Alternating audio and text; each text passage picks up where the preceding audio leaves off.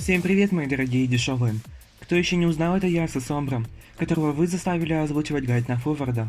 Я, конечно, понимаю, почему именно его, но давайте не будем на этом зацикливаться и перейдем к сути дела. Форвард является довольно сложным персонажем, особенно с нашим пингом, поэтому нормальных игроков за него можно посчитать по ноготочкам срицы. Конечно, может быть, после моих гениальных попыток что-то сделать на нем, количество топ-форвардов нашего сервера возрастет до небес, но на момент записи этого гайда статистика ушла в запой. По своему опыту скажу, что не всегда форвард берет часы.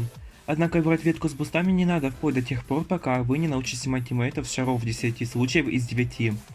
Но это логично, что часы не нужны, если слова просто до стула донести не смогут. А так, форвард хотя бы оправдает свою рукожопость тем, что у него есть часики, которые нужно потратить.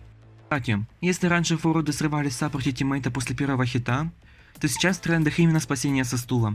Форвард просто станет маной, когда тот сажает сорва на стул, и спасает. Так что декодим, ребятки, пока тиммейт не собирается упасть. Можно пробовать снять тиммейта с шаров, если он положил его рядом с вами. Главное, не получите по заднице. От мертвого форварда толку меньше, чем от мехи без робота с тройным дебафом на декод. Если в тиме есть еще станеры, то ман может взять антистан, поэтому готовьтесь ко всяким приколюшкам и не сильно надейтесь на свои станы. К слову, станы у форварда проворачиваются весьма странно. В теории надо оттолкнуть ману к объекту, чтобы застанить его, но на практике мана об воздух удариться может.